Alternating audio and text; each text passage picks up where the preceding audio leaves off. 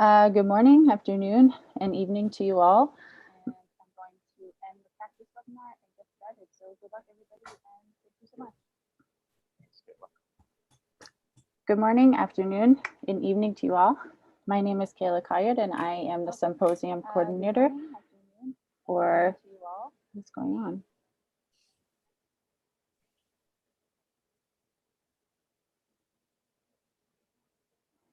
Good morning, afternoon, and evening to you all. I think everybody should mute everybody else. Maybe that's it. Or let's hope. I think that's what happened. Okay. Sorry, everybody. Good morning, afternoon, and evening to you all. My name is Kayla Kayod. I am the symposium coordinator from the SDSN, and I'm very pleased to welcome you all to day one of the 8th Annual Vatican Youth Symposium, hosted by the UN Sustainable Development Solutions Network Youth Initiative and the Pontifical Academy of Social Sciences. Although we are hoping to meet in person this year, the pandemic has made the decision for us, and we're convening for our second virtual edition today and tomorrow. Before we get started, just a few housekeeping items to our participants. Please pose your questions for our speakers in the Q&A box, and be sure to state your full name and which country you are from. We encourage you to share your impressions on social media using the hashtag VYS2021, and to share your voices in our networking session immediately following the final session of the day, both today and tomorrow. This is my 4th Vatican Youth Symposium, and it would not be possible without Ms. Gabriela Marino and Monsignor Marcelo Sanchez Sorando of the Pontifical Academy of Social Sciences and SDSN President, Professor Jeffrey Sachs, who are all joining us today in this opening session. Also providing remarks will be the Honorable Mia Motley, Prime Minister of Barbados, and Mr. Brighton Kauma, Director of SDSN Youth. Now, without further ado, I'd like to welcome Professor Jeffrey Sachs to officially start us off with the opening session. As a world-renowned economics professor, best-selling author, innovative educator, and global leader in sustainable development, Jeff also serves as a strong proponent for youth empowerment and advocating for the vital and active role young people must take in order to achieve the SDGs. Jeff, the floor is yours. Kayla, thank you very much. And what a pleasure and honor it is to be with everybody today, though, of course, we so much want to be together at the Pontifical Academy of Social Sciences at the Casina Pio Quattro in Vatican City. So we're looking forward to being together in person, face to face, as soon as we can safely do so. But this is a wonderful occasion and important, wonderful part of our year every year, and I am so profoundly grateful to Monsignor Marcelo Sanchez Sorando, the Chancellor of the Pontifical Academy of Sciences and the Pontifical Academy of Social Sciences, for giving us the inspiration and for each year guiding us, inspiring us, and co-hosting this event together with the UN Sustainable Development Solutions Network. I think it's very notable that when Pope Francis called for a new economic vision, as he has been doing throughout his pontificate, and so powerfully and so importantly, and he called for an economy of Francesco for Francis of Assisi, he directed the effort to young people. He didn't say, let's get a bunch of old people together to figure out the new economy. He said, let's have young people from around the world come together to help build a new economy of social justice and environmental sustainability. And the economy of Francesco is a wonderful guide for us in the Vatican Youth Assembly, the Vatican Youth Symposium, on the leadership of all of you, of young leaders, to say, in our century, in our time, we are committed to social justice, and we are committed to finding a way forward for the entire world, for the common good. That's the purpose of the Vatican Youth Symposium. And I am excited to see the results of yesterday's discussions, which I understand were very, very exciting, and the brainstorming that you will be having in this symposium. We at the Sustainable Development Solutions Network are so eager to amplify your voices, your guidance, your leadership, your determination. That's what we at SDSN are here for. And to get us started, we're going to hear from one of the people in the world that most inspires me. And in fact, two in a row with the Monsignor will speak in just a moment. But first, I want to introduce a real hero of mine, the Prime Minister of Barbados, Mia Mottley. She's phenomenal. And you'll hear why in just a moment personally if you don't know her yet, but she's a leader of a beautiful country and a beloved leader, I can tell you, because when I went to Barbados to have an event with her, a discussion about these issues, everywhere people were explaining and singing her praises, and I know why. She has been guiding Barbados through this very challenging period. And it's not just COVID, it's also volcanoes. It's also all of the other upheavals that come. But what a beautiful country you lead, Prime Minister. And your voice is so important for us on global justice and on the practicalities of global politics. You have had many portfolios in the government before becoming the national leader, the Prime Minister. You've also been Minister of Education, Youth Affairs, and Culture, which is a great set of issues exactly for us today. And very importantly, everybody should know Prime Minister Mia Mottley is also the chair of the Development Committee of the World Bank and IMF, which means that her voice is crucial for helping to set the worldwide development agenda. And in that capacity, she's been calling for social justice, for a new global financial order, for debt relief for countries that need it. So it's a thrill to have you with us to help us get started. And over to you, Prime Minister. Thank you very much, Jeffrey, for your most kind remarks. And it's so wonderful seeing you again. I just wish that we could have you here and everyone else who's on this call could be in Barbados at this point in time. Our winter season has officially started, tourism season has officially started. So I can pretend that you're here and wish you all a wonderful welcome. Ms. Collier, the moderator, Your Excellency, Monsignor Marcelo Sanchez Sorondo, Chancellor of the Pontifical Academy of the Social Sciences, Mr. Brighton Keoma, Director of the UN Sustainable Development Solutions Network. Good morning to all of you. And I want to say that it is my pleasure really today to join you. Anything that Jeffrey asked me to do, I try to do because he talks about me, but he is our hero, and he has been that conscience for those of us who work in the real world of politics and economics. And every day to have his moral compass continue to remind us why global moral strategic leadership is so critical today when the world is facing perhaps its most challenging times in a century. I want to thank the Pontifical Academy of Sciences and the UN Sustainable Development Solutions Network for inviting me to engage with young people, global change agents, as you must be, at this 8th annual Vatican Youth Symposium. This is the second year that this gathering of global thought leaders and young champions of sustainable development is meeting virtually, I'm told. But this is one of, we know, the many disruptions to our lives coming out of this COVID-19 pandemic. But as I said, here we are nonetheless. The young, and in my case, in spite of my gray hair, I hope the forever young at heart. We're meeting across continents, across languages, across time zones for one shared purpose. And why? So that we may secure a better and a sustainable future for all.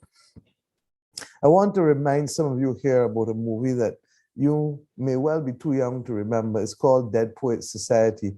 And I can see Jeffrey and others laughing because I'd really love you to watch it if you haven't as young people. In that movie, the late American actor Robin Williams played a brilliant but unconventional teacher who said to his students, and I quote, "No matter what anybody tells you, words and ideas can change the world," unquote. In the most famous scene, the teacher huddles his students together and tells them, and I quote, "We don't read and write poetry because it's cute. We read and write poetry because we are members of the human race. And the human race is filled with passion. Medicine, law, business, engineering, these are noble pursuits and necessary to sustain life. But poetry, beauty, romance, love, these are what we stay alive for." He then quotes from the iconic American poet Walt Whitman, "O me, O life, of the questions of these recurring, of the endless trains of the faithless, of cities filled with the foolish, what good amid these, O me, O life?" And then Williams smoothly concludes, "Answer, that you are here and that life exists, an identity, that the powerful play goes on and you may contribute a verse." He then repeats that the powerful play goes on and you may contribute a verse. And staring directly into their face, he asks the simple question, what will your verse be? Apple recently gave this monologue new life using it for a breathtaking ad for the iPad. But trust me, watch the movie. Back to the matter at hand, what will your verse be? And this is a question I confess I've often grappled with, and it is the question that I want to pose to each and every one of you today. What will your verse be? In my own context, at this moment in time, my verse is that I'm the leader of a small island state, as you've heard, and its people are fighting for space to survive. In fact, more than just survive, we're fighting for a space to live our lives in the middle of a global pandemic. We, like the rest of the world, are not doing great. But all things considered, we're doing okay. But from there, we have other challenges, of which the existential climate crisis is also one of the key ones that we have to keep in focus as we fight this pandemic. Our context here in the Caribbean, where I'm from, is that we're fighting to live on these multiple fronts. And as I said, the global warming of the climate crisis has meant an unprecedented increase in the frequency and ferocity of our hurricanes and our other major events, costing lives and livelihoods and devastating economies. We used to have a hurricane season from June to October. Now, in May, we're hearing about named storms coming our way in circumstances where we go right down even to November. To go even deeper in my context, we are a Caribbean that has exited colonial rule, empty-handed, I may add, without the type of development compact that many European and Middle Eastern countries were given. Small populations, fragmented across small islands, comprising largely of people whose ancestors were kidnapped and carried across the Atlantic, systematically stripped of their identity, families decimated and destroyed, miseducated for centuries, and forced to live and work in constant fear of punishment and of death.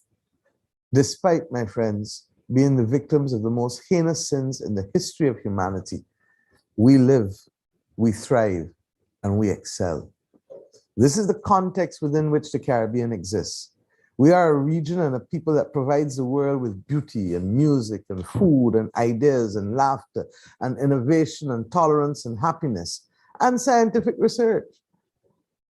Not because of our history, but my friends, in spite of our history, we exist as a living testament that humanity's future can always be much brighter than its past. So as you prepare to discuss the challenges and the unforeseen opportunities of COVID-19 on advancing the global sustainable development over the next 2 days, and we know there are serious challenges, I want you to do so with optimism and with conviction. I gave you the context of my region to show you that no matter the crisis, whether the climate crisis, whether an economic crisis or that of public health or the compounded impacts of COVID-19, The disruption that occurs in a crisis provides the opportunity for transformative action to be taken. Change will occur. It is a certainty. It is an inevitable part of the cycle of existence. What is not certain is whether the change that occurs will be for the better, because better means actual hard work. Better means the work that demands from us as individuals, from communities, from institutions, that we all collaborate and operate with that genuine spirit of fairness, of justice, of equality, of dignity and respect. And I say so conscious that that is the platform for the global moral strategic leadership that must come not only at the high levels of government, but at each and every stage of life and in each and every sector. Moral leadership, because what we must do must be rooted in ethical behavior. Strategic, because the multiple problems that we face, ranging from the climate crisis to the pandemic, to the realities that even after this, we are fighting against the next pandemic, one that may arise like this one, or the one that we know is already in train, like the antimicrobial resistance one, where we expect that if we don't solve it, we can reverse a century of medical progress because of the resistance of our bodies to antibiotics and our inability to fight the super viruses that are currently coming more and more in our societies and especially in our hospitals. Or even the prospect that the soil that we need to grow our food may well not have the nutrients that it needs in 60 years from now. These are the challenges and the crisis that we are facing.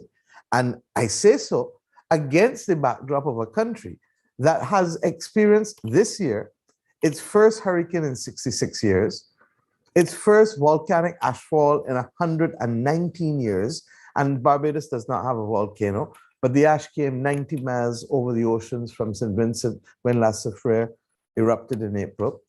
And of course, the worst pandemic in 102 years, with the variants creating their own lives within the context of that pandemic in a way that is as destabilizing as if they were separate pandemics. The glaring reality coming out of all of this is that, my friends, there can be no better, and by extension, no peace, where inequity and inequality exists, where people are not seen, felt, or heard. Inequity is and has always been the greatest enemy of true progress. And until our leaders center their actions on equity, then we will be victims of change rather than leaders of transformation and improvement. It is for this reason that we set about articulating a new charter of Barbados as we became a new parliamentary republic less than 2 weeks ago. A symbolic representation of the very best of who we are and all of who we can aspire to be. An enduring gift to be passed down from generation to generation. And we felt that it was important to root what we are doing in those ethical considerations. In it, we have enshrined the commitment that generation is indebted to the ones which preceded it and is morally obligated to the ones that follow.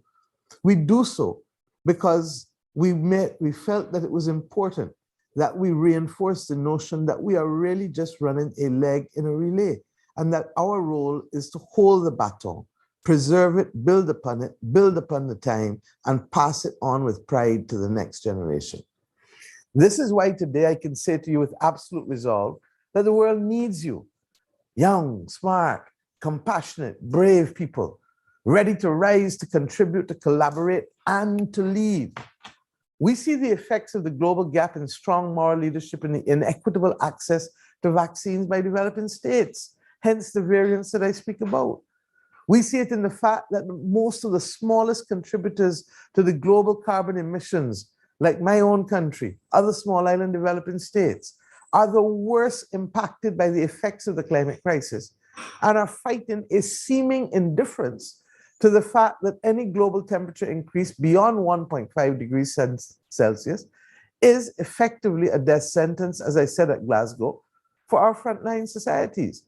And while we thank and are glad that that 1.5 remains vaguely and weakly alive, we are conscious that what we were talking about is ambition as opposed to action. We also see it in the unjust global financial order, which functions to maintain the systems of enrichment and impoverishment that eerily resemble the world a century ago. How else can you explain Ghana and Greece, similar ratings by international credit agencies, but a completely different cost of capital when they go to the international capital markets?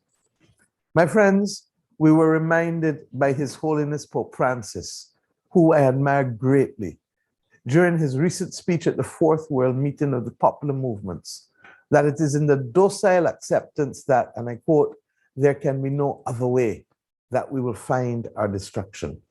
The docile acceptance that there can be no other way that we will find our destruction. His Holiness cites the power of the collective Samaritan in restoring dignity to the marginalized and the abused, while mobilizing others to the cause, whether or not they themselves are directly impacted by the injustice. Re-emphasizing the point that it is in greed, selfishness, and isolationism that the seeds of our destruction are sown. So if greed, selfishness, and isolationism are what rips our societies apart, then it stands to reason that compassion, love, and unity are what can repair us.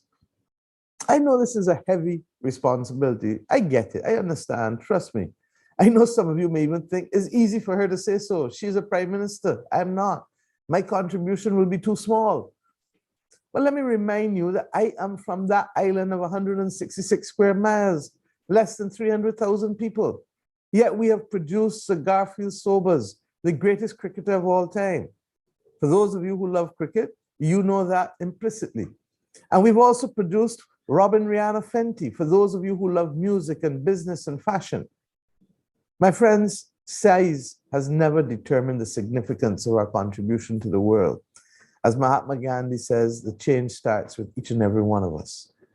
In fact, unlike much of the rest of the world, we in this small place have figured out that despite our history of forced arrivals and departures, forced migration, we have to find a way for us to get along. We don't have a choice. In many ways, our ability to exist so peacefully on such a small space is a marvel. And that is why for 30 years, I've said we have a story to tell to the rest of the world. Despite what has come before, we are, in the course of the majority of the last 80 years, a region of peace. Despite what is to come, we are a region of diverse faiths. And that is why my government is intent on working with the faiths and religions of the world to put on what is, in fact, the oldest theological seminary in the Americas, I believe, and certainly in the Caribbean, Codrington College, a spiritual university that brings together representations from all of the religions and faiths of the world, not just the Abrahamic faiths, but all, because we need to learn how to live together on a small space in ways that advance the causes of humanity and that reinforce the values that will fight the inequity and help us to be resilient across these different crises to which I've spoken. Like any family in our country, we have our disagreements. But for the most part, we understand in this region that we share a space and we must find a way to get along. We demonstrate to the world the beauty of small as an advantage. We demonstrate to the world the critical importance of learning to live with one another. The advances of technology and the increasingly digital-oriented world we live in has made everything small and everything near. Indeed, we fight the ravages of narrowcasting as opposed to broadcasting, because narrowcasting reinforces the very concepts that we've already accepted as our own in many instances, and not exposing persons to other views that are critical if we are to learn to live together and to work together in small spaces. You have the greatest awareness and understanding of the world in the history of mankind. For many of you, it has given a greater appreciation for your duty and obligation to make the world better. And I ask you to embrace it. Embrace it and do good and build and share and dream and love and act. Many of you may be aware of the St. Lucian Nobel Literature laureate Derek Walcott, who summed it up magnificently when he wrote a verse that I quote only too often, and I repeat it here. Break a vase, and the love that reassembles the fragments is stronger than that love which took its symmetry for granted when it was whole.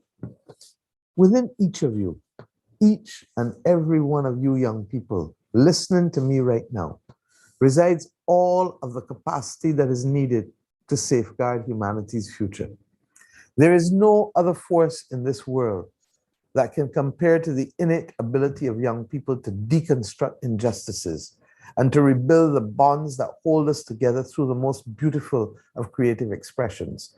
As a young student in London, many of us became involved in the anti-apartheid movement and saw as the young people of South Africa rose up to turn back the clock of decades of oppression and decades of racial prejudice and brutality. You, young people, the world's young people, have the ability, both the ability and the courage to create hope in the most hopeless of circumstances. You have the conviction of collaboration and the gift to take the broken fragments left by the status quo and to reconstruct a collective vision of an improved and a sustainable future for all of us. Always learning from the lessons of the past, but never seeking to replicate them. Building forward, not back. This is the future you deserve. This is the future you must build. And this, my friends, I believe, will be the future that you will build. I promise you that I will continue to do my part and that my country will continue to do its part in the fight to safeguard a sustainable future. And we are confident that you too will put your best foot forward. I encourage you to dare to dream. I've always felt that daring to dream as big as you can is important. But whenever you dare to dream as big as you can, always be determined to do. For as we have learned and as we have been taught, faith without works points to nothing. I wish you all the very best as you reflect and learn in this symposium. Thank you very much. Oh, bravo, bravo. Thank you so much for the wisdom and the inspiration and the instruction to all of us to contribute a verse and to the young people to contribute a verse. And thank you, Prime Minister, for the new charter of Barbados, which is absolutely remarkable. And we will share that charter with everybody. I'd like everybody to read it. The pillars of the charter are based on human dignity for all, the duty to care for each other, which is absolutely remarkable, the duty to participate in the economic, political, and social life of the country, the right to live in a healthy and balanced environment, and Barbados's participation in the global community. It's a wonderful document, so inspiring, and we want to make that very widely known, as your remarks today will be very widely known as well. It's a great pleasure to now turn the microphone to our host, Monsignor Marcelo Sanchez Sorondo, the Chancellor of the Pontifical Academy of Social Sciences, and a profound inspiration for all of us and a great guide in moral wisdom for the world, and a tremendous leader in sustainable development, whose two academies, the Pontifical Academy of Sciences and the Pontifical Academy of Social Sciences, played and play absolutely historic roles in bringing the Sustainable Development Goals to fruition, bringing the Paris Climate Agreement to fruition, and keeping the global energy and supporting Pope Francis to help us to achieve what we have set out to achieve. So Marcelo, thank you as always for everything. And thank you today for hosting this year's Vatican Youth Symposium. And it's a joy to turn the microphone to you. Thank you. Thank you very much, Jeff. I am very, very happy to be invited to participate in this very important meeting. I thank also the Prime Minister of Barbados. That was a very important speech. And I want to say that maybe she knows that of the point of view ecclesiastic, Barbados belong to Latin America. So you belong in the end to the Pope Francis. So in this idea, our idea about the distribution in the church. So all the communications to make the Latin America Conference and also Barbados. So it's very important to know that you are already independent and you have your freedom to realize your project for your country and from all the countries of Latin America. So we are in the same ship in the history. So congratulations, Minister, also for your ideas. I am very, very happy to hear you. But I say, look, the Pope continued to say, we need to come back of this crisis, but to come back, we need not to repeat the mistakes of the past, but we need to start from a different points.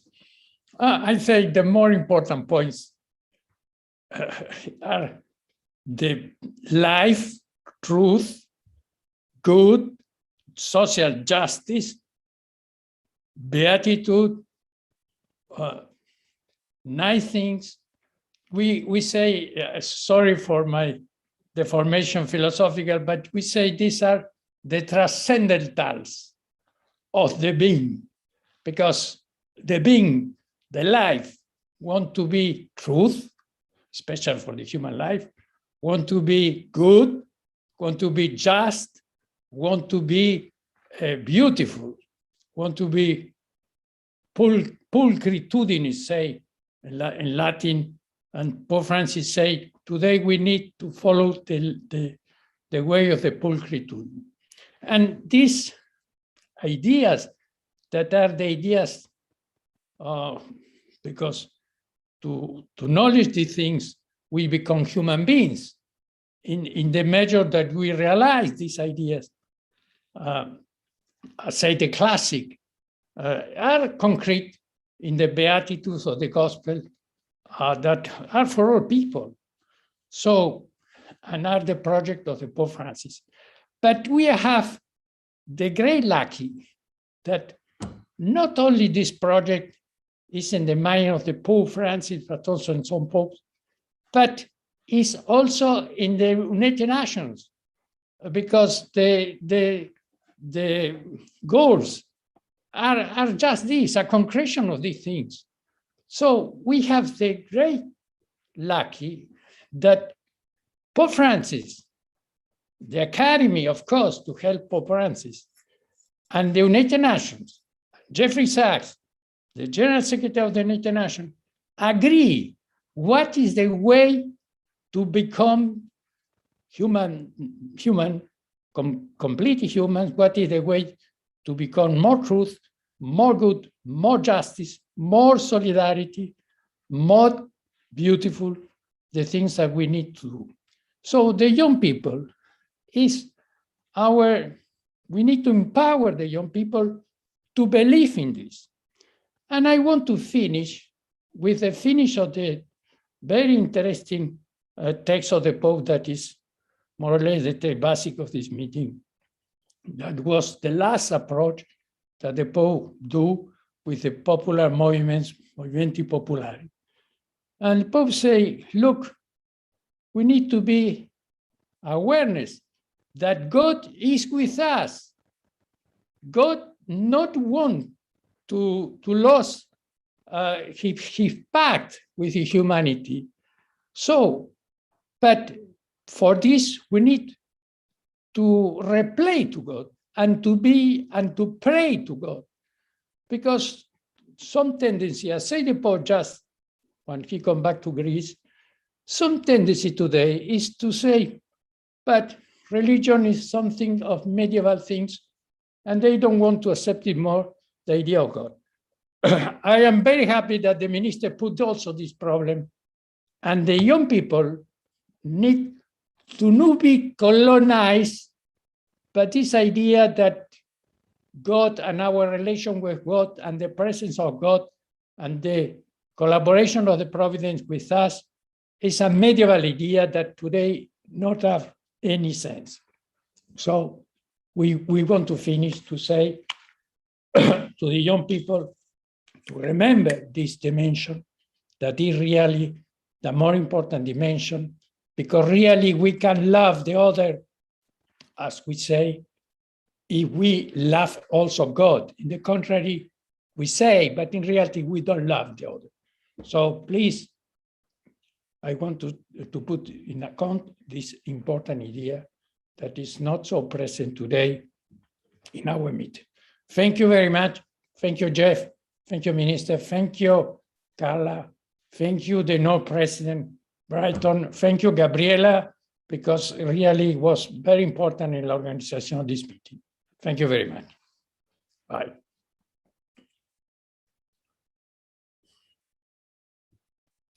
Thank you for your wisdom and your words and your reminder to us of the transcendental goods that we are seeking. And now it's a great pleasure to turn it over to Brighton Kaoma, our dear colleague and leader of SDSN Youth, who will help to guide all of the symposium going forward. So thank you very much, Brighton. Great to see you, and over to you. Thank you. Thank you so much, Professor Sachs, and warm welcome to everybody joining us from near and far. And may I also observe the presence of Prime Minister Maya Motley. Very excited to hear your energetic and inspiring words of wisdom. I believe so many young people like myself joining us have been inspired to dream bigger and think about themselves as instruments of change. I would like to also recognize the presence of the Pontifical Academy of Sciences and Social Sciences Chancellor, as well as the presence of all the distinguished leaders that have helped put the Vatican Youth Symposium together. I would like to, first of all, begin by highlighting that SDSN Youth and its membership has over the last few months looked at ways and mechanisms of increasing our presence, our footprint, but most importantly, building a community of leaders that can help accelerate solutions for the Sustainable Development Goals. And the Vatican Youth Symposium this year is particularly instrumental in that when we reflect on when the Sustainable Development Goals were established and the next coming 2030, when we need to reflect back, we are to a greater extent colleagues at halftime.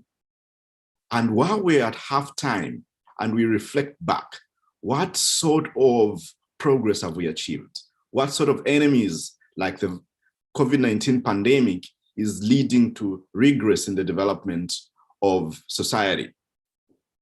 But at the same time, I want to highlight the fact that the UN Sustainable Development Solutions Network Youth is mandated to work with young people, irrespective of where they are, irrespective of what sort of work they are doing, provided they are contributing to the betterment of society. We believe in collaboration. That's why having all of you today is symbolic of our core value of working together. We believe that time for being a lone ranger is long gone. The best results are achieved through collaboration. That's why SDSN Youth keeps expanding through our SDG student hubs. We are working in over 100 hubs around the world. We just graduated our Local Pathways Fellows a few days ago, and we are enrolling a new cohort of Local Pathway Fellows, young people that would design and shape the future of cities. We launched our Innovation Readiness Program, inviting young people to become part of our process of co-creating innovative solutions for sustainable development. And very soon, we'll be launching one of our legacy innovation seed grants that is going to allow young people to come together and pitch their ideas and solutions for a sustainable future. We believe that poverty, inequalities are all real. As a young Zambian that grew up in an environment where so many of our young people were raised and grew up in environments that were challenging, with over 2 million people living with HIV, development is nothing that's rhetoric. Our work is nothing that's rhetoric. Our work centers on changing the lives of others.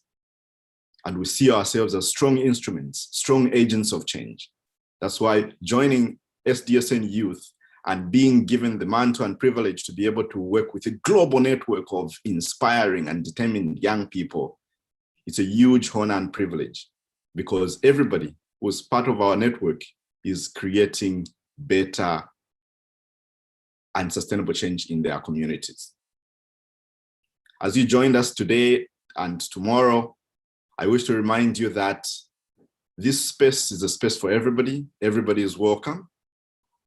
And we believe that together, by creating solutions for sustainable development, we'll be guaranteed of a better society. A society that is inclusive, a society that provides education to every child irrespective of where they are born, a society that provides healthcare for everybody, and a society that believes in giving equal opportunities for all. That's why SDSN Youth exists, to create opportunities for all and to help provide pathways and tools for sustainable development solutions. I'm very grateful, and I wish you nothing but the very best. Continue sharing online, continue tweeting, continue collaborating, and continue inviting others to join us in the next couple of days. And we look forward to having you a part of the SDSN Youth Network. We have ambitious goals, and we are not apologetic about our goals. We want to expand, and if possible, be in every part of the world where we can spread the message of sustainability, the message of equal education, the message of quality education, and the message of sustainable development solutions. And we hope you can collaborate with us and work with us, because our goals and ambitions are quite high. And we would want to work with people like all of you that believe in creating a better society for all. I thank you, and I look forward to interacting with you in the next day as we continue with our Vatican Youth Symposium. Thank you.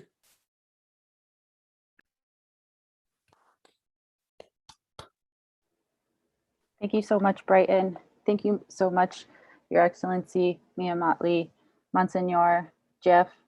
And we are going to begin our next session, a session for education for sustainable development. And I'm going to hand it over to Ms. Amanda Abram, who is the manager of the Global Schools program of the SDSN. Amanda? Thank you so much, Kayla. I'm very happy to be moderating this next session.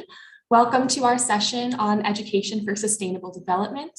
We are thrilled to have you with us as we discuss one of the most important topics when it comes to achieving the 2030 Agenda and the SDGs. And to achieve sustainable development, every individual must acquire the sustainable development knowledge, global citizenship values, and 21st century skills that are critical to tackling our shared challenges. And across SDSN Youth and SDSN, there are many education programs, initiatives, and volunteers working towards bringing the SDGs into schools, universities, and more. The SDG Students Program is working towards creating leaders at the university level, and Global Schools works with educators and teachers to train them on ESD concepts. We will hear about both of those programs today. Additionally, Global Schools, SDG Academy, and their partners at the Ban Ki-moon Center, UNESCO, and CSD launched Mission 4.7, a global initiative to put education for sustainable development into practice. Mission 4.7 draws upon UNESCO's leadership and brings together leaders from government, academia, civil society, and business to accelerate the implementation of transformative education. And in this capacity, we are honored to introduce Minister Nikki Karemus, the Greek Minister of Education and Religious Affairs, who serves on the high-level advisory group of Mission 4.7. And the Honorable Nikki Karemus has been serving as the Minister of Education and Religious Affairs since 2019. She is a lawyer practicing mainly in the field of international arbitration with significant experience in Greece and internationally. She is a graduate of Harvard Law School and the University Paris II. And she is a founding member and first president of the nonprofit foundation, Desmos, which locates surplus from companies and individuals to cover the needs of Greece's most vulnerable citizens and social welfare organizations. So I would love to hand it over to the Honorable Minister to give us her thoughts on education for sustainable development and transformative education. Good afternoon to all. Thank you so much for your kind words, and thank you very, very much for the honorable invitation to be with you here today. Thank you to UN SDSN and to Professor Sachs personally, to the organizers, to the Academy as a whole. I'm really delighted to be here among such distinguished panelists and to be here to talk about an issue that's really tough. How do you prepare our youth for the future? A future that's going to be changing at a very, very fast pace. How do you equip the youth with knowledge and skills that are going to be necessary to them in order to be able to adapt to a very fast changing world? I would like to focus on 4 challenges and 4 solutions to those challenges for sustainable development in education. So the first challenge I would identify is the need to focus on soft and digital skills. I think more than ever, there is a need to move from an education system that focuses exclusively on teaching students to an education system that teaches students how to learn. And I think that's going to be increasingly important, given that our youth and our children are going to enter, say, the workforce in 2035, let's say, for instance, at a time when they're going to be called upon to adapt to very fast changes, and most likely to several professions too, because I think we have moved to a world where it's no longer the case that one practices just one profession, but rather it has become the norm to change more than one professions. So I think it's becoming increasingly important to acquire soft and digital skills and to teach our children how to learn. So how do we do that? How do we focus on skills? First of all, which skills am I referring to?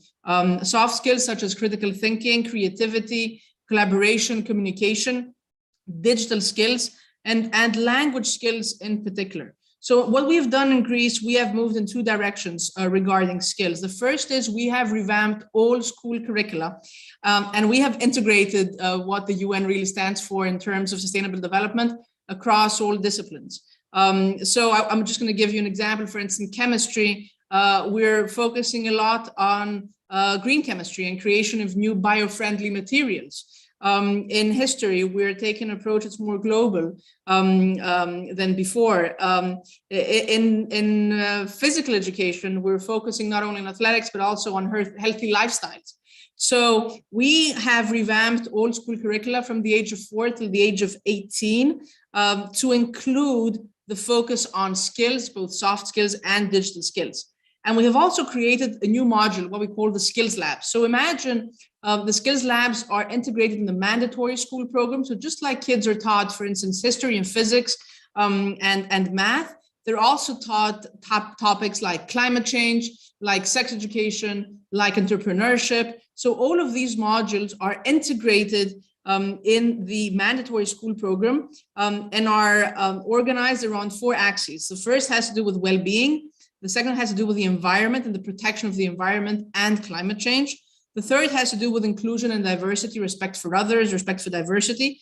And the fourth one has to do with technology, science, robotics, STEM, STEAM, etc. So this started last year as a 1-year pilot program.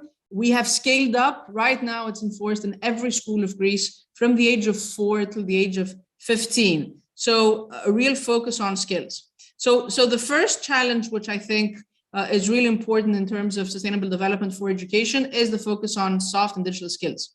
The second challenge I would highlight is the need to bring closer education with the actual needs of the labor market.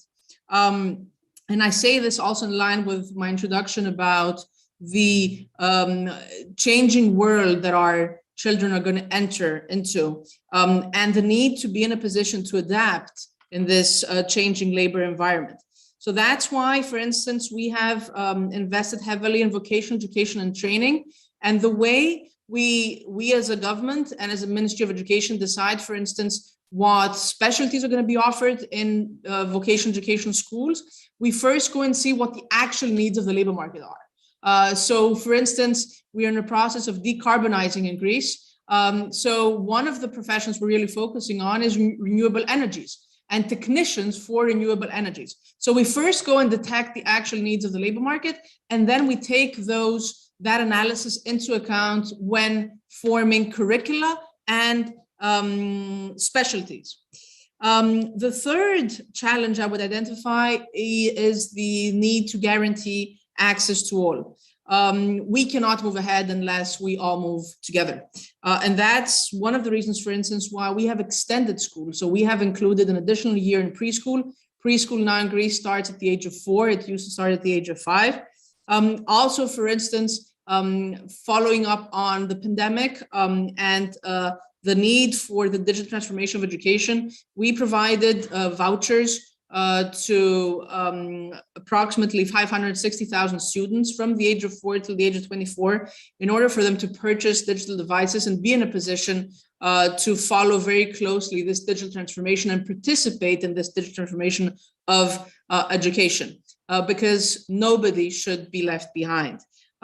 Same goes for our National Action Plan for people with disabilities, and the need to focus a lot on, for instance, digital devices for students with disabilities, digital content accessible to all students, physical access, of course, in all schools.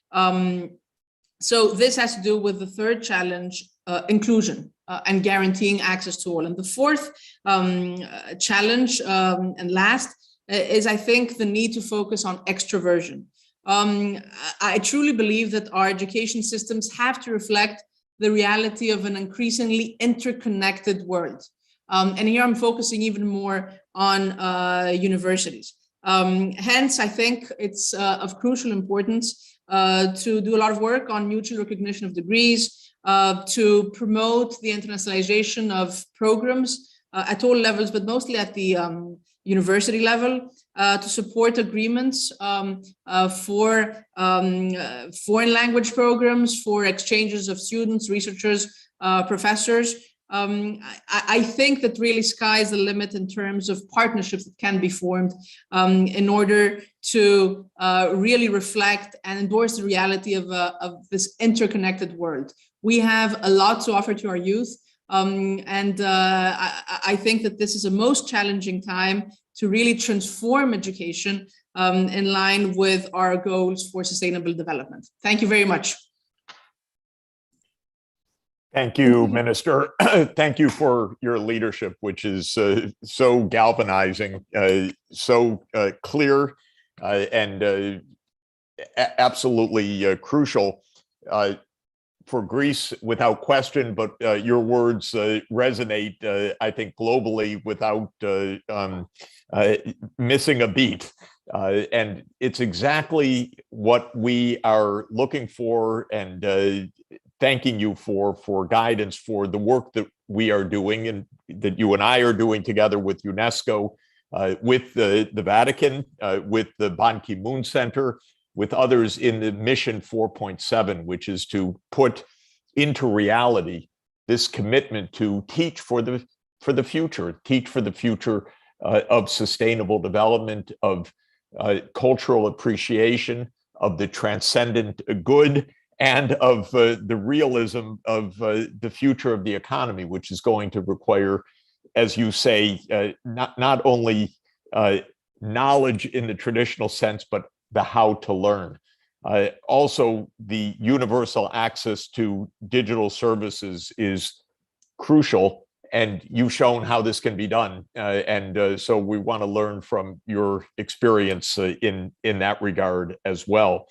We're going to hear now from our on-the-ground efforts led by young people in the SDSN Youth and Amanda, our moderator, has been one of the great leaders in this effort, the Global Schools Program, which is working with schools all over the world to do exactly what you're helping us to do, Madam Minister, which is to be really well targeted on how to achieve education for sustainable development. So thank you. Let me take the opportunity also to wish you and everybody else a happy new year as I pass, and happy Merry Christmas and the holiday season for all, as I pass the microphone over to Amanda to talk about the Global Schools Program. And thank you, Minister, for being with us. Thank you so much, Minister. Thank you so much, Professor Sachs. As he said, I will now share a little bit about the grassroots work that we're doing at the Global Schools Program before introducing the rest of the speakers for this session. Global Schools' mission is to create a world where every primary and secondary school student is equipped with the knowledge and skills to respond to the challenges of this century. And this year, we have made tremendous progress in growing our network and schools that have signed the pledge to integrate sustainable development into their curriculum, operations, and communities. Our network now encompasses 1,270 schools, 99,000 educators, and 1.1 million students in 89 countries. And this year, the main focus was rebranding our advocates program for educators and teachers and broadening our available translations into 8 more languages. And we were delighted to accept over 500 teachers and educators into the Global Schools community this year who took our training course and began acting as action planners and connectors within their school to really bring long-term strategies for transformative education into those communities. Our first cohort of the year reached 27,000 students and 6,800 teachers through lessons and activities on sustainable development. They also trained 3,500 additional teachers on education for sustainable development with presentations and workshops at the grassroots level. And what we really see through transformative education at Global Schools is they are not only working with their students on lessons and activities, but they also have integrated ESD in their school curriculum. Approximately 60% of our alumni have integrated ESD into the curriculum. 40% have made sustainability a strategic goal of the school to really ensure that this is taken forward for years to come. Others have integrated ESD into staff development, created planning committees, improved water and waste management, and so much more. And through Global Schools, what we really have seen at the grassroots level is the tremendous power of education for sustainable development to change attitudes and values. And there have been many stories of change that have been brought up from the network, from our teachers, and from our schools. For example, a school in Tanzania informed us that they have actually seen school attendance increase across the entire school because students are more engaged and excited to participate in active learning projects. Another school in Turkey noted an increase in student achievement and learning outcomes after using Global Schools resources and integrating transformative education competencies. And finally, a school in Brazil will now have a new course on sustainable development in the following year. And these are just some of dozens of stories around the world that we see at the grassroots level. At Global Schools, we have a powerful community of committed educators, teachers, and volunteers, and we will continue working hard to push forward transformative education at the grassroots level and recognize teachers for their important role as they continue to positively impact their students. This year and last year, educators have been heroes throughout the pandemic with the switch to online learning, and we're proud to be creating a strong network of like-minded people to share best practices and support one another as we create a movement for Target 4.7 and transformative education. And thank you so much for listening to what I had to share about the Global Schools program. And I will now transition into introducing our last 2 panelists so we can hear additionally about their initiatives on transformative education. First, we will hear from Anita Mwagiru, who is the project lead for the SDG Students Program at SDSN Youth. She has experience in project management, administration, and operations, and she has worked with young people in various capacities over the past 5 years. She is also the chair of the Food Systems Working Group at SDSN Youth and has pushed forward initiatives in preparation of the UN Food Systems Summit on behalf of SDSN Youth. Thank you so much, Anita, and I will turn it over to you. Thank you so much, Amanda.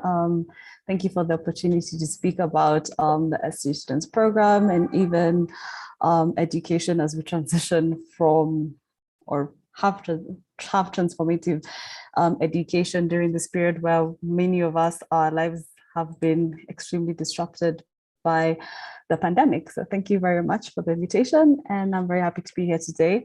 So I am the project lead for the SDG Students Program, and I am in charge of a team that runs our various hubs all over the world in every single continent. We have 100 hubs, as Brighton mentioned earlier, to date, with over 80 coordinators running those hubs in various capacities. And in addition to that, we have over 3,700 hub members who are part of our program. And this is a year-on-year increase of over 40%, which we're very excited about. And just in the last few months, this year alone, we've had over, I think from June this year, we've had over 200 initiatives that have dealt with various SDGs, mainly on quality education and mental well-being, especially regarding the COVID pandemic. So I will be talking a little bit about education, especially disruptive and how it has disrupted like people's lives, especially for our young people all over the world, and how they are just adapting and what we need to do to support our young people all over the world. So so since early February of last year, more than 1 billion students have been out of school, some of them who will never be able to return. And this is a generational catastrophe that has erased some of the gains that we have made in the past 25 years through the MDGs and now the SDGs. And this pandemic has hit education systems on many levels, and the road to recovery will be long. We have to accept that all the gains that we have made in enrollment, retention, and learning may potentially be undone. This pandemic has reiterated how important school is to young people and their families, and has also shown many ways in which the experience of school can change, because there are various people who have had to learn school, especially within our program, through radio, through TV. It's been quite a challenge to see how people have adapted, especially over the last year and a half.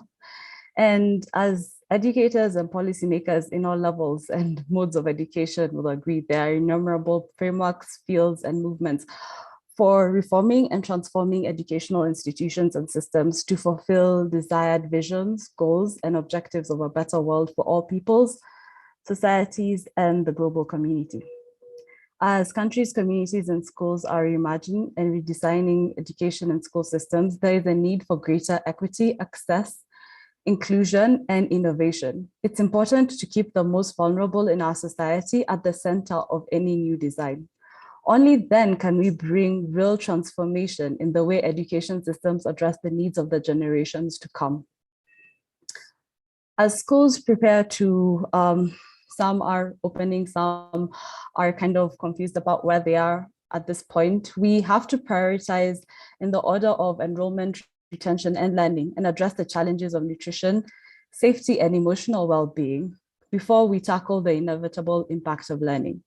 Young people especially have felt the strain of undergoing ever-changing policies without the support and assurances from their governments on how this ends for them. In my country, Kenya, we have seen children protest the return to school without proper care being given to the year they lost, as well as their health and well-being with minimal COVID precautions taken.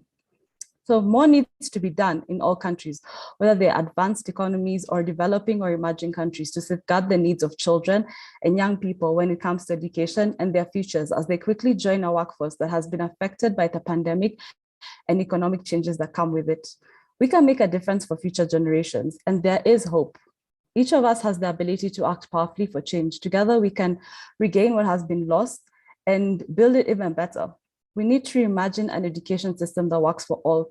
We know that when we design for those struggling most, we are fair to everyone and everyone benefits. If you take away anything from what I have said in the last few minutes, remember this: all means all. All children and youth need education, and until all have equal access to quality education, then we have failed as a global community. Thank you. Thank you so much, Anita, for sharing that, your work with the 100 hubs around the world, and how you envision reimagining the education system. So thank you for providing that speech for us today. I now would like to introduce our next speaker that is going to share about his organization. I would like to introduce DRC Lun. DRC Lun, for the past 21 years, has experienced more than 90 countries, given over 1,700 presentations to 150,000 people, and worked with leading organizations around the world. His organization, Teaspoons of Change, focuses on the personal choices, decisions, and actions that have a positive impact on people and the planet. So thank you so much for being here with us today, and I would like to hand the floor to you. Wonderful. Thanks, Amanda, and thanks to everyone for this opportunity. Good evening from Shanghai. I'm not a native to the land of China, but I'm the group head of Global Citizenship and Sustainability for EIM, which is Education in Motion. So Teaspoons of Change for me is mainly around being a concept. And so for me, transformational education is about working towards this understanding that we fit into a global planet. So for me, I've used the UN SDGs since their inception in 2015 and the MDGs before that. But really, when we go to people and we talk about sustainable education, it's a big thing for us to try and swallow, to understand, to get our head into. And so Teaspoons of Change tries to be the welcome mat for people to not be afraid of these gigantic goals for us to try and end extreme poverty, reduce inequality, and protect our planet, but starting with our personal and practical actions at the individual level. And so for me, what I try and do is work with many schools, including our Dulwich and Dehong schools here in China, the green schools I work with, the Green School in Bali and Aotearoa, New Zealand, and many, many other hundreds of schools around the world, is to try and enhance global literacy and competency. Now, as Amanda said, I've been doing this for over 20 years, and I used to just kind of be the crazy guy in the corner talking about sustainable development and global citizenship. But it's wonderful that these days, we had the minister here, we had the Prime Minister from Barbados, Professor Sachs has been involved in this for so long. So we're now really finding that this is not just people who care, but actually a part of everyday mainstream life. And so what I'm really enthused about is this transformation of seeing that global citizenship isn't just a nice thing to do on the side or something that we do, have a lesson on global citizenship or on an Earth Day, put a spotlight on what we're doing, but actually making this as a part of who we are. And that's certainly something that we're doing at EIM and others. So to give you some practical examples of how we can transform this understanding and global literacy within our education system, we're actually looking at ESG reporting. So environment, social, and governance reporting, which is a very business type thing to do. But even in our junior years, our younger learners, if they can get their head around some of these concepts and some of this vocabulary, they're going to be globally ready from the time that they're 10 years old, etc. The other thing that we're doing in all of our schools is carbon mapping. And so we want these real world tools that are being used by business and are in our society and making sure that they become educationalized. Because I've seen across so many different years and across so many thousands of young people that their actions matter now. Whatever you do as a young person is just as important, just as significant, and just as powerful today as it will be in any other time in your life. And I've been so privileged to have learned so much from so many young people over so many years. So the other tools I like to use, we've got ESG, we've got things like carbon mapping, but the world's largest lesson, and unfortunately the minister can't be with us just at the moment, but in Greece, they've been working with the world's largest lesson over many years. They've had over 30,000 children involved in actions around Greece based on this one lesson, looking at the SDGs and how we can take a practical and tangible way of doing things. So a couple of things that I ensure that I'm trying to do is knowing that we have to be the change that you want to see in the world, but actually we have to be the change that you can't see in the world. And so Teaspoons of Change tries to give a name to those small and seemingly insignificant things that we do at an individual level, and just know that they fit into a bigger and broader context and a collective humanity. So for us, a teaspoon of change of not using your straw, that's great. But actually the biggest thing is about turning off that light. Yes, it saves a little bit of coal here in China or some other places, but it's the fact that you've made the connection between your actions and their impact.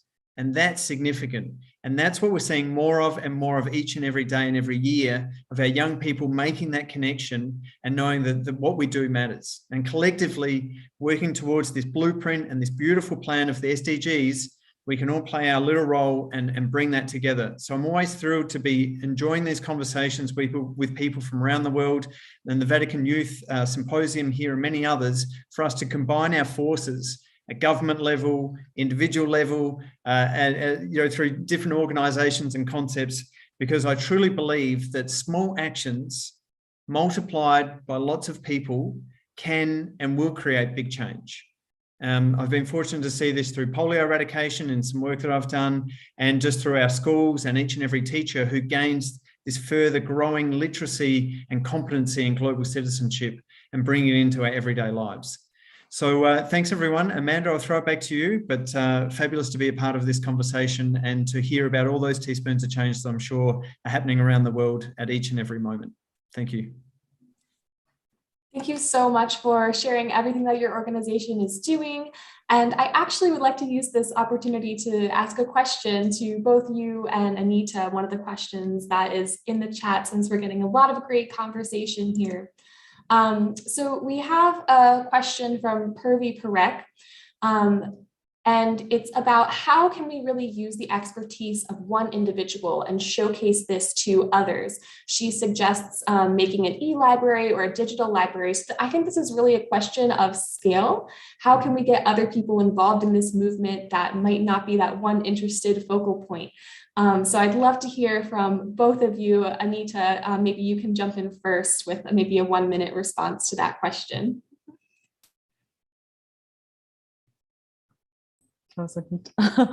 But yeah, I think it does help to have a skills library. I think that is one of the things that in terms of collaboration globally, I feel that is lacking to a certain degree, because we do champion the gains that certain different countries or even different programs have done, just as Teaspoons of Change has discussed.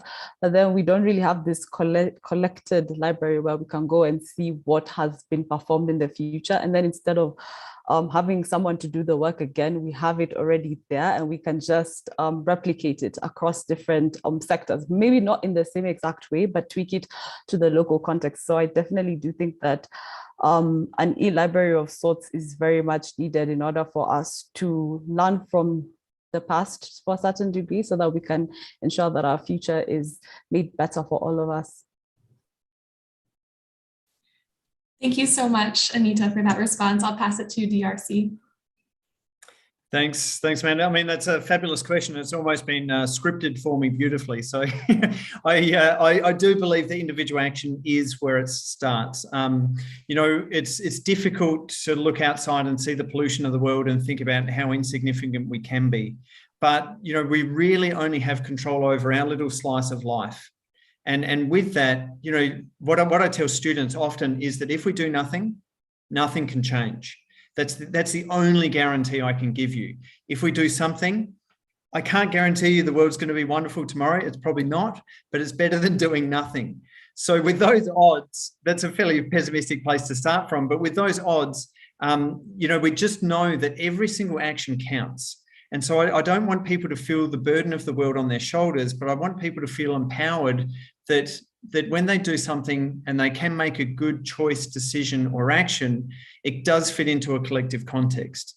And so I think individual actions is where it has to start. In terms of libraries and all those sorts of things, they're wonderful. But actually, the things that I like the most are sometimes the surprising areas or the unusual suspects or the unusual ways of doing things. So using sport, music, drama, whatever it is that is already happening in the world, and adding just that sustainable or global citizenship lens or layer to those things, I think becomes really powerful. So yeah, I do like ideas that are deliberate and are looking specifically at global citizenship and enhancing that. But I really like the ideas which just sort of are already happening in popular everyday life that just kind of pops up and has a saturation of those small touching points where we hear a little bit of SDGs over here or the global goals here, and just that kind of fitting into our normal everyday lives. So yeah, I think that it's a mix of all of those things and everything else, but without doing anything, then not much happens. So the smaller and the more frequent, the better. Thank you. I think you did a great job answering that, connecting the individual to kind of the wider community as well. So to close out this session, I would love to ask both of you for a one-sentence message that you would like to give to the youth delegates on this call that are youth participating in the Vatican Youth Symposium. Any words of encouragement? So Anita, I'll pass it to you. Thank you. I think just from the last Vatican Youth Symposium to this one, the one thing that I can say is the small changes do make a difference. I mean, even within our program, every single initiative builds upon someone learning about various, like one of the SDGs or even many of the SDGs all at once. So I think every small action is very important. And if we put all our small actions together, then that means that we are all working together to a collective goal. And that's what's important about all these different like discussions we're having, even at this global platform. We want to highlight the work that our people or our members do. And that's very important so that they can also feel valued and feel cared. Because sometimes when you're working in a program as large as SDSN Youth, you do kind of get lost in some of the things or initiatives that are happening, but every single initiative matters to us all. So I'm very proud of the work that our coordinators have done and our members as well, and their support for them. And let's just keep going, even as we go into 2022, every small action counts. Thank you for that. Every small action counts. I love that piece of advice. DRC will let you have the last word for this piece of advice as well. Yeah, lovely. Thank you.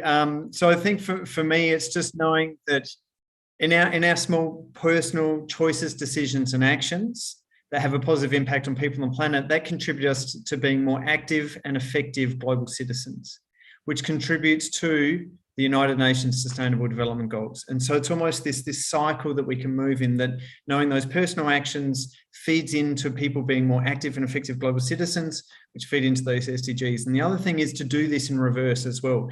If we want to achieve those Sustainable Development Goals, we need to think as global citizens and act in our personal teaspoons of change, or call it whatever you want. So for me, yeah, it's that our actions matter, and that collectively we can make a difference. So it's certainly worthwhile doing. So small actions multiplied by lots of people creates big change.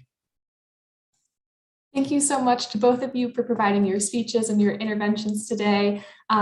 This is a really enjoyable session on education for sustainable development.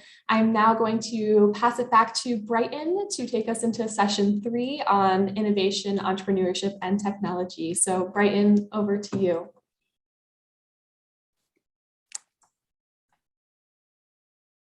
Thank you so much, Amanda. That was a very incredible conversation, specifically about education for sustainable development. And as most of you already know, SDSN Youth does prioritize the fundamental role that innovation plays. That innovation plays in education, that innovation plays in employment creation, that innovation also plays in ensuring that we devise solutions that can help us respond to the challenges that we face. And this session specifically that we are entering into is focusing on innovation. And I'm very excited to welcome our incredible, prolific speakers for this session. We have Mr. Samuel Joy, who is the CEO of Hunter. We have Vinu King, the team lead on 2021 Geneva Challenge winner. And we also have Namita Data, who is the head and program manager of the solutions for youth employment. So very excited to welcome you.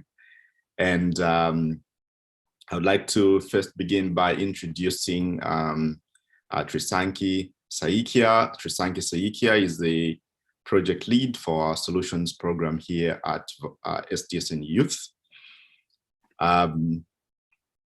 Trisanki is currently pursuing her doctoral studies in Goethe University, that's in Frankfurt. She's interested in climate action, sustainability, and resource management.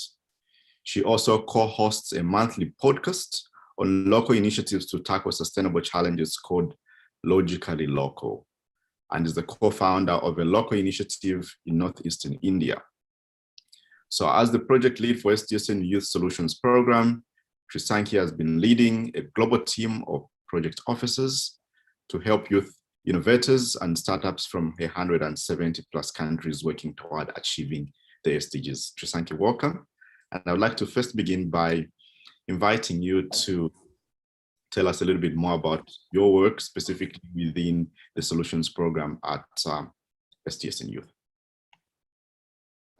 Thank you, Brighton, and hello, everyone. I'm extremely privileged to be part of the panel today and the Vatican Youth Symposium in general. And I will tell you a little bit more about the solutions program, but I would like to begin with saying how important I think platforms like this are to amplify the voices of the youth. Over the last few years, fortunately, the voice of youth has been acknowledged as important and instrumental in supporting sustainable change and supporting the SDGs. And as part of SDSN Youth, I have firsthand witnessed this active engagement of youth in sustainable development efforts. And my greatest aspiration today is that we as a generation can achieve these ambitious targets in our time and not pass on this burden to yet another generation. But how do we do this? The SDGs in general provide a very good starting point and a very good enabling framework for everyone, as it already provides a roadmap for the major challenges the world faces, such as inequity, poverty, climate change, and so on, and further breaks these down into actionable targets. We have realized that business as usual is not working. Our current practices leaves a lot to be desired. There are a lot of inefficient, expensive, and unsustainable approaches, and these are the status quo. And these are not helping to solve the big challenges, the big problem. This is where innovation, entrepreneurship, and new technology comes in. This is where the youth comes in, as they have the ability to bring in fresh practices, processes, and products. As the future users of these products and processes, it is fitting that the youth should have a significant role in designing and implementing them. And indeed, various such youth innovations and social entrepreneurs do exist and are working on achieving the various SDGs. Over the last 5 years, the Solutions Program at SDSN Youth has worked with hundreds of young entrepreneurs who have attempted to make some change. And I have been personally fortunate to interact with many of them. Our Youth Solutions Report is an annual report which features 50 such promising projects developed and implemented by young people that contribute to achieving the SDGs. These projects and startups come from all over the world and target varied spaces such as education, health, climate change, sanitation, and so much more. Last year, with the COVID pandemic, we saw the resilience of the youth shine through, with many innovators in our cohort making changes to their business models to take into account the changing ground realities. Through our interaction with these entrepreneurs over successive cohorts, it has become apparent that they face many barriers in getting their projects off the ground or in scaling them up. Common challenges include gaps in the necessary knowledge or skills, financial constraints, and few networking or mentoring opportunities. we have realized that there are several entry barriers and lack of opportunities to learn innovation or social entrepreneurship, especially for young people from the global south. Lack of access to finance, resources, mentorship, and a strong network are additional hurdles for young entrepreneurs. Thus, the Innovation Readiness Program, previously known as the Investment Readiness Program, was conceptualized.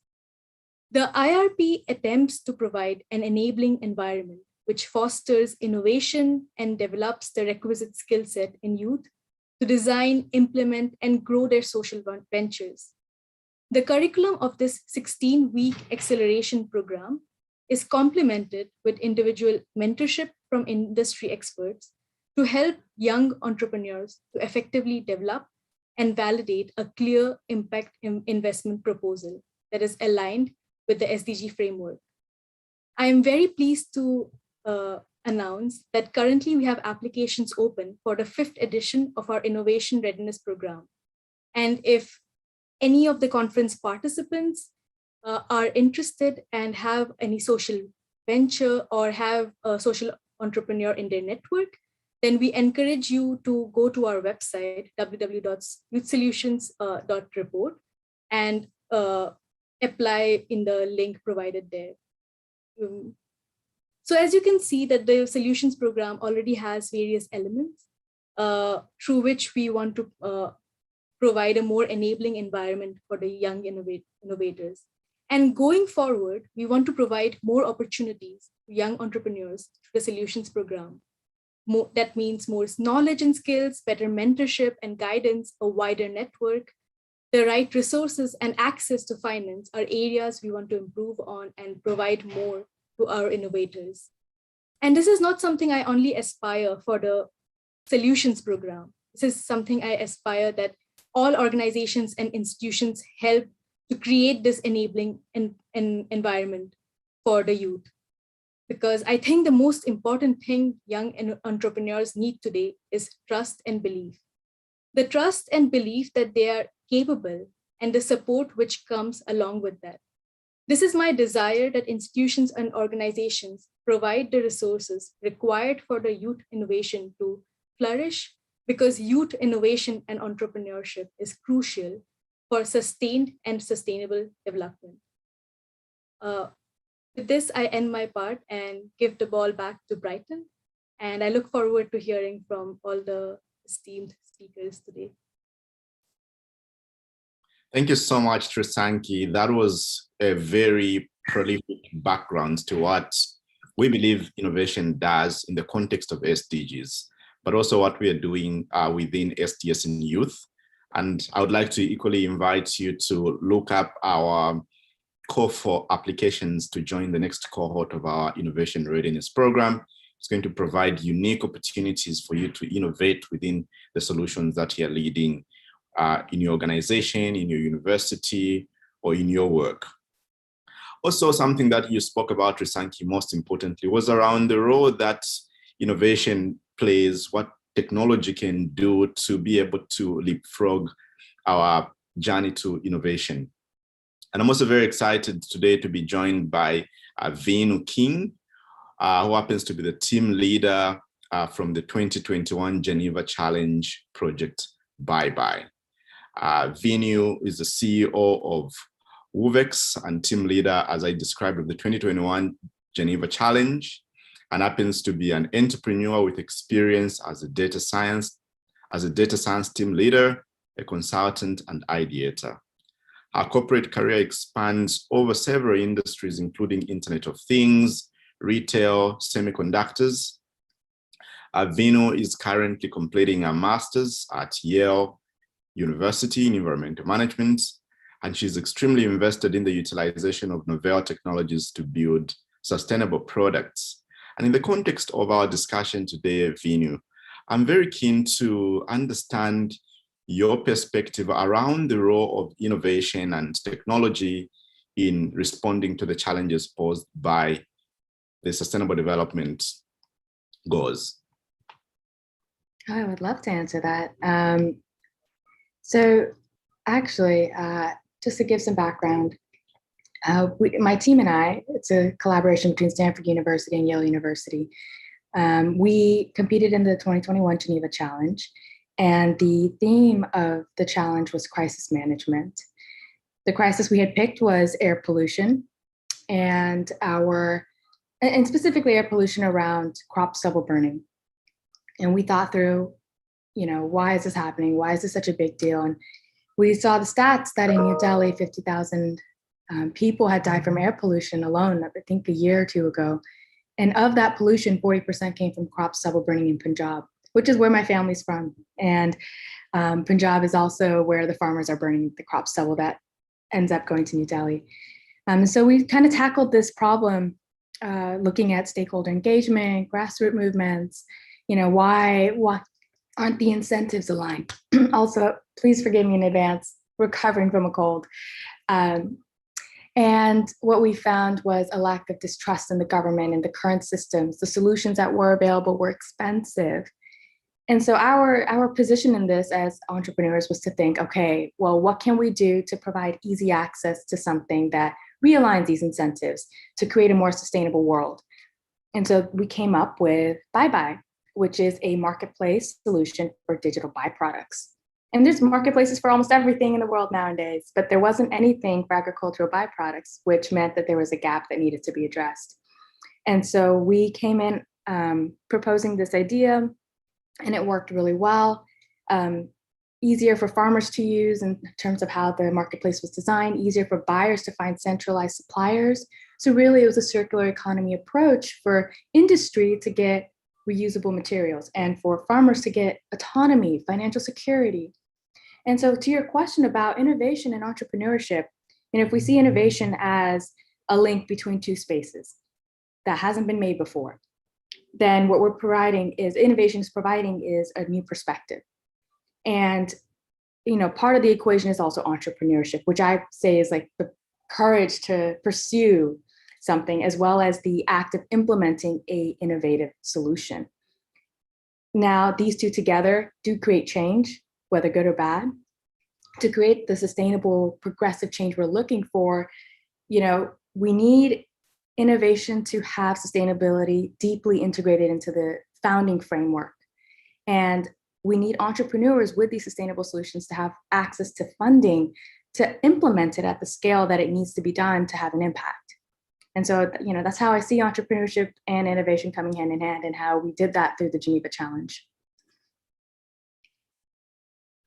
Thank you so much, and congratulations once more on being a part of the Geneva Challenge and proposing all these novel solutions to addressing the challenges that we're currently facing around sustainability. I think it's extremely important because I think businesses need to innovate, organizations need to innovate for them to remain relevant, but also to be able to contribute to reducing emissions. Mm-hmm. But at the same time, this takes me to the connection that exists between innovation, sustainability, and the burgeoning youth unemployment globally. It's quite interesting to realize that 1 in 4 young people around the world might not have the opportunity to have a job opportunity that gives them over 1.5 United States dollars in a day. So you discover that there's a huge gap that continues to persist around youth unemployment. And at this stage, I would like to take us to the Middle East, specifically Dubai, where our colleague Samuel Joy is currently sitting. And before I ask the question, I would like to provide a very brief biography to what Samuel does and his interests. Samuel Joy is the founder and CEO of Hunter, and Hunter is the next-gen recruiting platform instantly matching employers with a curated community of best global healthcare talents. Currently, Hunter works with some of the best, largest healthcare companies in the Middle East that hire thousands of healthcare workers. Prior to his entrepreneurial journey, Samuel Joy implemented digital transformation projects for the Emirates Group and has become a competent startup founder who has graduated from New Chip Accelerator from Austin, United States. Welcome, Samuel. And I would like to find out from your experience having worked with the Emirates Group and now leading Hunter, which is creating job opportunities for so many young people around the world. How do you see the connection that exists between job creation, innovation in the context of sustainable development goals? Sure. Thank you. Thank you, Brighton. Thank you, Mr. Brighton. So, dear Professor Jeffrey Sachs, Mr. Brighton, and His Excellency Monsignor Marcelo Sanchez, thank you for inviting me here today. And to all distinguished guests, ladies and gentlemen, it is a true pleasure for me to be here to talk about youth innovation, entrepreneurship, and technology. As Brighton mentioned, I am the founder and CEO of Hunter. The vision of Hunter is the reduction of modern day slavery in alignment with the UN Sustainable Goal number 8. So let me start by telling you the story of Sonia, a single mother who graduated from a healthcare university in southern India. Like countless millions like her, Sonia paid a recruitment agency $6,000, which would normally put her and her family into an unbreakable debt trap. To her shock, she discovered that there was no job, ending up working as a house help. In this time of desperation, she discovered Hunter. Hunter is the next-gen recruiting platform that instantly matches employers with a curated community of the best global healthcare and blue-collar talent. Our solution is a digital AI-based marketplace that democratizes access to healthcare workers. This saves the job seeker at least 6 months of salary, which they would have otherwise paid to the manpower recruiters, while in pursuit of a better life for their families in a foreign shore. A few Asian and African governments, having understood the power of technology, have signed MOUs with us to address the problem of abuse during migrations. The MOU focuses on decent work and economic growth, reduce inequalities, peace, justice, and strong institutions by providing a transparent and straightforward international recruiting process through our patented technology platform. The government of Kerala, a state in South India, is facing in recent history the reverse migration of its skilled and non-skilled migration population, approximately 1 million of whom returned due to COVID. And the population is responsible for nearly a fifth of the foreign remittance to India. And to address this problem, the government has partnered with us to use Hunter's technology-driven marketplace to align employment opportunities in the Middle East with this able workforce. So we've been tasked with the responsibility for 100,000 vetted users.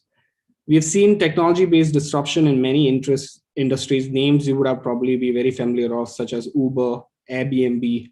But technology is yet to disrupt how our largest resource of human capital is aligned to job markets. I'm going to discuss some of the internal and external strategies that can be implemented in your innovative solutions. Advance a team culture that helps people experience their work as neither ultimate nor transactional, but a purposeful and relational. Develop each other far beyond their contribution to the business. Our business model should optimize for measurable value that shares with customers and partners, not just captured for business and its owners. We should grow through partnerships of mutuality and integrity, avoiding a zero-sum view that only considers our organizational priorities. We treat our investors, suppliers, distributors, and all partners as we would like to be treated, considering the needs, pressures, and health of their business and communities.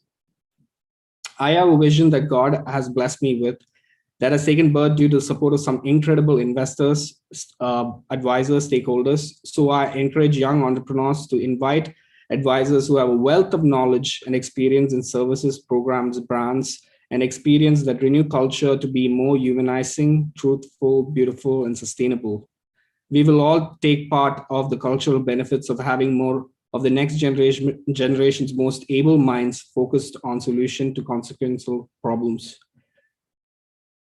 Now, innovation to me is finding existing systems that are exploitative and an enabler of widespread harm and replacing the entire process with a redemptive system that progresses human flourishing. So this is my greatest aspiration to all the youth that have come here today. Find your own Sonia story. The journey is not going to be easy, but nothing worthwhile has ever been. So find mentors who are visionaries, but be courageous and dream big. Dreams of changing the world for our future generation, our collective dreams of the power to impact our nations and beyond. Thank you. Thank you so much, and very excited to learn about the incredible work that you are doing and how you're using Internet of Things and innovation to be able to respond to the burgeoning youth unemployment. I'm very excited in the context of the backdrop you've provided to also bring in our partner, a partner of SDSN Youth, and our dear friend, Namita Deta, who is the head and program manager of Solutions for Youth Employment. So just as a background, the Solutions for Youth Employment is a stakeholder global program that provides thought leadership and curates innovations on the agenda of youth employment. Solutions for Youth Employment brings together multilateral, bilateral, donor organizations, 40 private sector companies, 50 large NGOs, think tanks, and youth themselves. As the program manager of Solutions for Youth Employment, she has led several thought leadership products on the agenda of digital jobs, the role of technology, gender and inclusion. Before taking over the role of program manager, she was global head of Let's Work, a global program on jobs and private sector created by the IFC. She has led multiple sectoral operations on jobs at the country level in several regions, including Africa, Western Balkans, and Asia.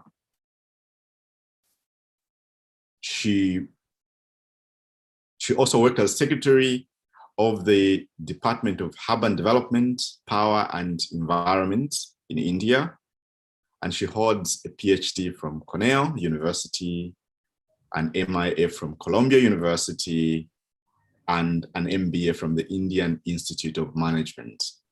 Very excited to have you, Namita, and we're very happy at SDSN Youth to be partners with you. My interest in the work that the Solutions for Youth Employment does is from the context of inclusion. We have seen how with the COVID-19 pandemic, women have been disproportionately affected in terms of access to jobs and access to technologies and access to education. How do you see the role of inclusion and the role of creating jobs as a lever in addressing and responding to the Sustainable Development Goals? Thank you, Brighton, and thanks a lot for inviting me to this event. So you already mentioned, so S4Y, it's based in the World Bank. So I work in the World Bank, and the reason we created it is because it brings together a large number of partners, NGOs, private companies, young people, foundations, because we in the World Bank realize that this problem of youth employment is not something one organization, even a large one like the World Bank, cannot solve on our own. It really needs several types of agencies, organizations, and young people themselves to come together. So when you reached out to me and you described what this event is going to look like, I was just thinking that I really like the three words that you picked for this session. That's youth innovation, entrepreneurship, and technology. And I was just thinking that if we were to think about the hardest development problems in the world, whether it's poverty, whether it's climate change, whether it's access to drinking water, just about any persistent development problem, the three ingredients you want in that recipe when you create a solution are actually all the three things that you mentioned, which is youth innovation, entrepreneurship, and technology. I think those are three things that are going to be increasingly important when we think about solution to about any development challenge. But particularly from a youth employment perspective, and I'll just maybe make like three points, and then we can have a discussion, particularly on the topic that you wanted, which is on inclusion. So why do I think innovation is important? And this is actually one of the key things that in S4Y we focus on, which is innovation. Number one, innovation is important because business as usual just hasn't worked. It hasn't worked. I mean, we've done a lot of impact assessments of youth employment programs, and we find that actually 2/3 of them do not have any impact. That's a lot of money. That's a lot of money invested in programs that were not able to have much impact on ground. So clearly we need to be thinking differently. We need to be experimenting. We need to be taking risks. We need to be trying new things. And the second reason I think innovation is important is because the world around us is changing very, very rapidly.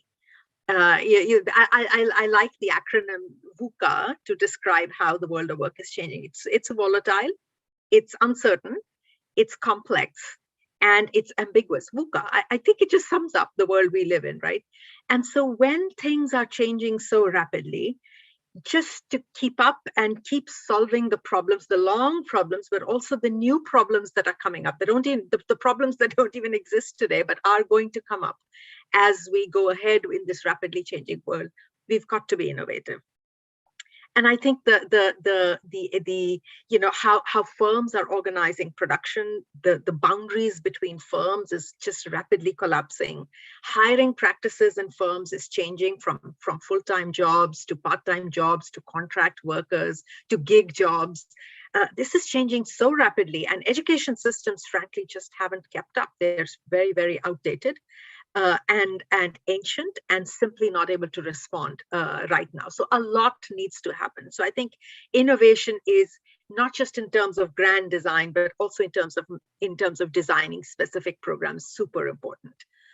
Secondly, I think the role of technology is just really important. It's not just important for young people to know how to read and write, but digital skills, I think, are absolutely foundational. Simply not just to get a job, but simply to survive in the 21st century, to interact with your friends, to interact with the government, to get information from the government. Even if you're a farmer, you need to have some digital skills to be able to access, crop prices. Even if you want to be an Uber driver, you need to be able to look at a digital map, right?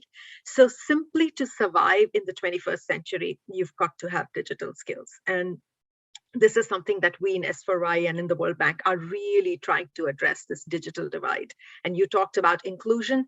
This is so important. And we've seen that in COVID, that the inequality in the world was further exacerbated by the digital divide.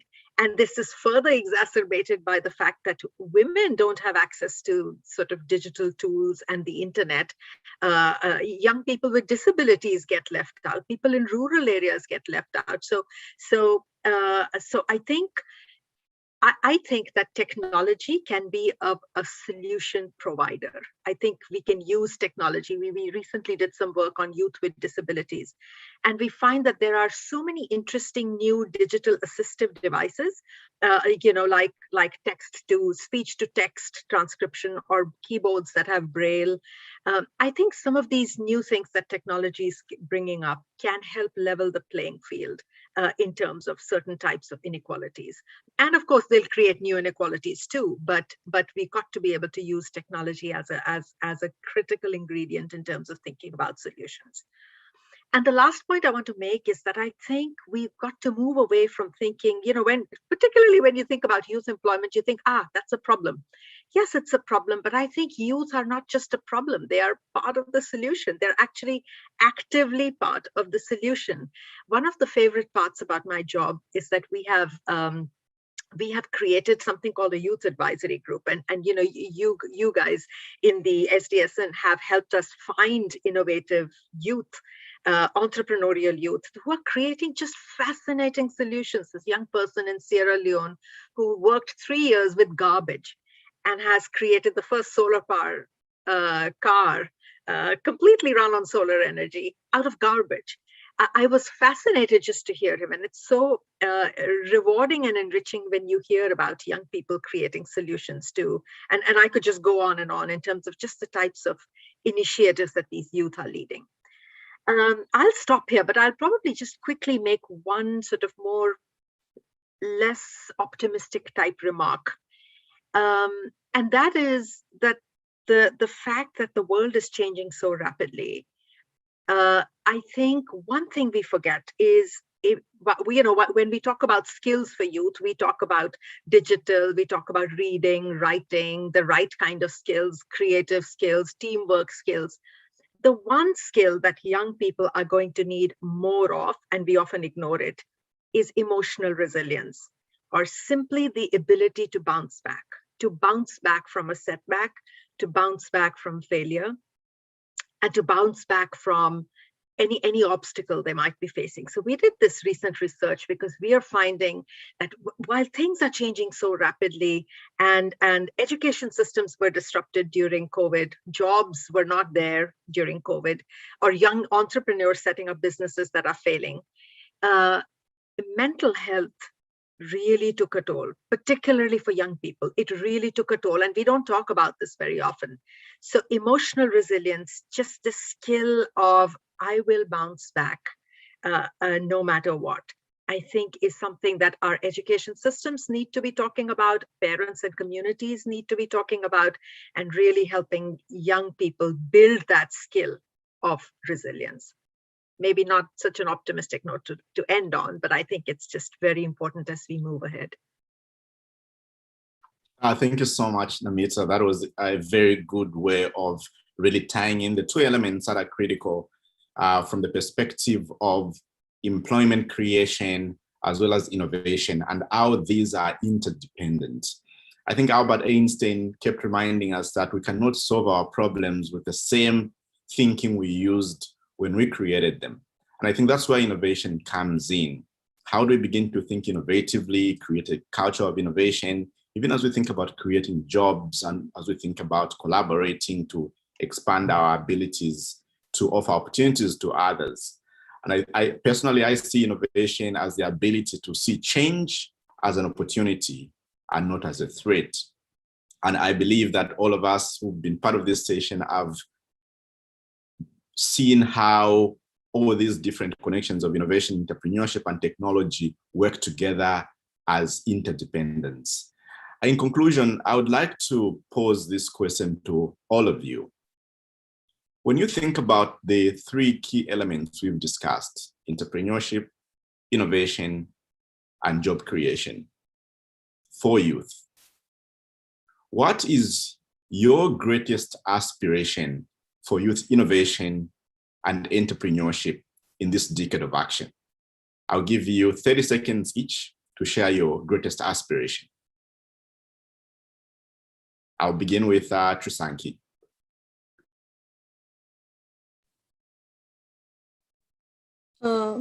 I think I already spoke about my greatest aspiration, that our generation, we do not pass on the burden to the next generation to achieve the SDGs, but also kind of again, rehashing the importance of innovation, which Dr. Namita Datta also said. So break the status quo. I think we need more innovation. There are a lot of inefficiencies in our current systems, and the only way we could change that is through more innovation. So don't stop. That's it. Excellent. We'll follow the same order. Venu. Sure. So I think it's been mentioned that technology is critical for progress. And my biggest aspiration for youth today is to utilize that in a different way than how it has been used. I think a lot of young people are in spaces that knowledge is growing very quickly. Not everyone can keep up, but as youth, we have that access and we need to be able to utilize it in a way that makes the effective change. And so other than not being indifferent, I think taking action on this knowledge that we have been raised in and are born into living and seeing the world with that lens, I think would be a good one. Amir? Yeah, I think I mentioned mine as well, which is innovation to me is finding existing systems that are exploitive and basically replacing the entire process with a redemptive system that progresses human flourishing by using technology.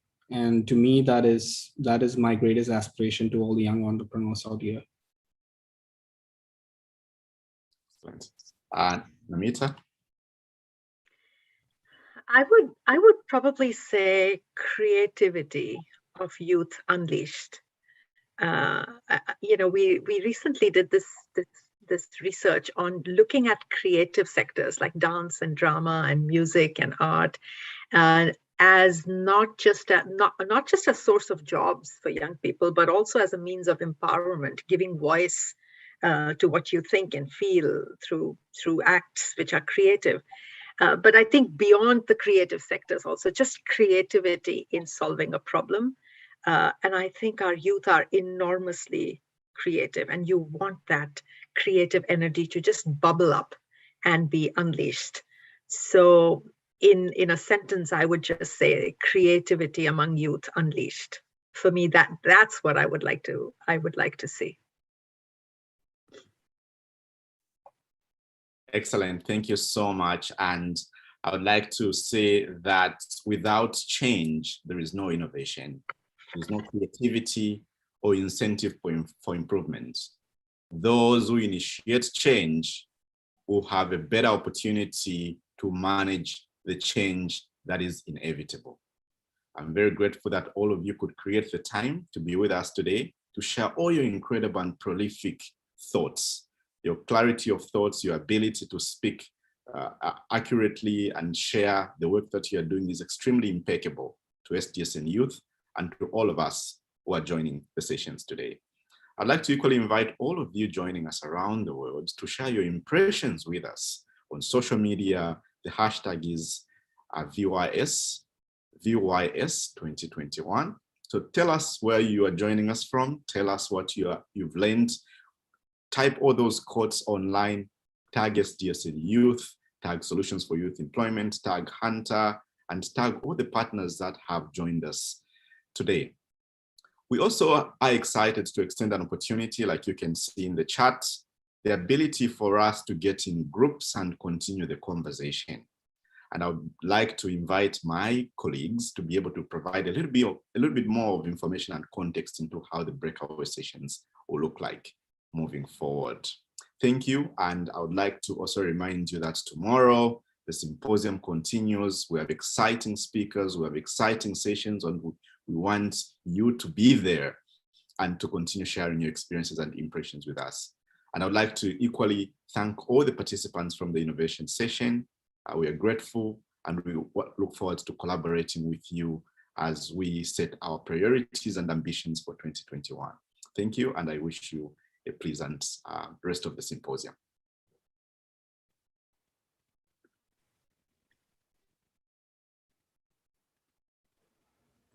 Thank you so much, Brighton. And like he mentioned, thank you to all of our speakers who joined us today. Thank you again to the Pontifical Academy of Social Sciences and to the UN Sustainable Development Solutions Network for helping us to host our 8th annual symposium here digitally in 2021. We will be back here tomorrow at 8 a.m. Eastern Time. Our session will be on human rights, dignity, and the Good Samaritan, as well as on our common home, which will discuss sustainable cities and communities, as well as our closing session, in which we will be announcing a brand new initiative of SDSN Youth that has to do with funding and financing. So we hope to see you back here tomorrow, and we hope to see you in our networking sessions that are happening right after this. If you need the information, it is in the chat. It will start in about 10 minutes. So again, thank you so much. We hope to see you back here tomorrow, and enjoy the rest of your day. Thank you.